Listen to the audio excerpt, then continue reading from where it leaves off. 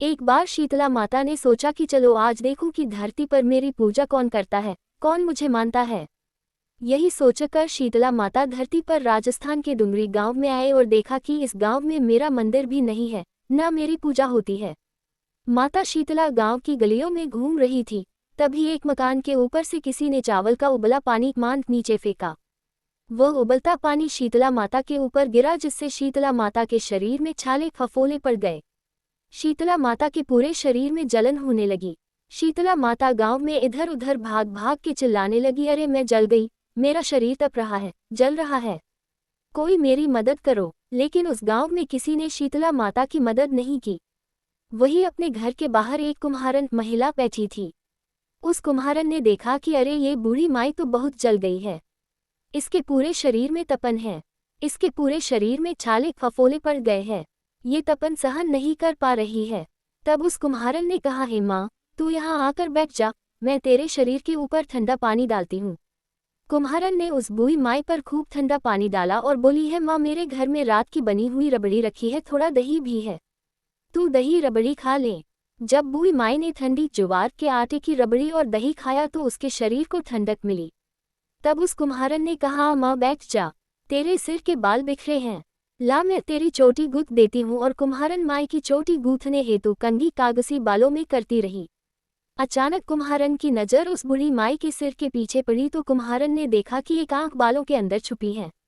ये देखकर वो कुम्हारन डर के मारे घबरा कर भागने लगी। तभी उस बूढ़ी माई ने कहा, रुक जा बेटी, तू डर मत, मैं कोई भूत प्रेत नहीं हूँ, मैं शीतला देवी हूँ। मैं तो इस धरती पर देखने आई थी कि मुझे कौन मानता है, कौन मेरी पूजा करता है। इतना कह माता चारभुजा वाली हीरे जवाहरात के आभूषण पहने, सिर पर स्वर्ण मुकुट धारण किए अपने असली रूप में प्रकट हो गई। माता के दर्शन कर कुम्हारन सोचने लगी कि अब मैं गरीब इस माता को कहाँ बिठाऊं।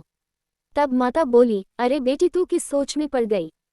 तब उस कुम्हारन ने हाथ जोड़कर आंखों में आंसू भरते हुए कहा, हे माँ, मेरे घर में तो चारों तरफ दरिद्रता बिखरी हुई है, मैं आपको कहाँ बिठाऊं। मेरे घर में ना तो चौकी है, न बैठने का आसन। तब शीतला माता ने प्रसन्न होकर उस कुम्हारन के घर पर खड़े हुए गधे पर बैठकर एक हाथ में झाड़ू दूसरे हाथ में दलिया लेकर उस कुम्हारन के घर की दरिद्रता को झाड़कर दलिया में भरकर फेंक दिया और उस कुम्हारन से कहा, बेटी, मैं तेरी सच्ची भक्ति से प्रसन्न हूँ, अब तुझे जो भी चाहिए मुझसे वरदान मांग ले। कुम्हारन ने हाथ जोड़कर कहा, माता, मेरी इच्छा है अब आप इसी डुंगरी गांव में स्थापित होकर यही रहो, और जिस प्रकार आपने मेरे घर की दरिद्रता को अपनी झाड़ू से साफ कर दूर किया, ऐसे ही आपको जो भी होली के बाद की सप्तमी को भक्ति भाव से पूजा कर आपको ठंडा जल, दही व बासी ठंडा भोजन चढ़ाए उसके घर की दरिद्रता को साफ करना और आपकी पूजा करने वाली नारी जाति महिला का अखंड सुहाग रखना, उसकी गोद हमेशा भरी रखना। साथ ही जो पुरुष शीतला सप्तमी को नाई के यहाँ बाल न कटवाए, धोबी को कपड़े धुलने न दे और पुरुष भी आप पर ठंडा जल चढ़ाकर नारियल फूल चढ़ाकर परिवार सहित ठंडा बासी भोजन करे, उसके काम धंधे व्यापार में कभी दरिद्रता न आए। तब माता बोली, तथास्तु बेटी, जो तूने वरदान मांगे मैं सब तुझे देती हूँ। बेटी, तुझे आशीर्वाद देती हूँ कि मेरी पूजा का मुख्य अधिकार इस धरती पर सिर्फ कुम्हार जाति का ही होगा। तभी उसी दिन से डुंगरी गांव में शीतला माता स्थापित हो गई और उस गांव का नाम हो गया शील की डुंगरी।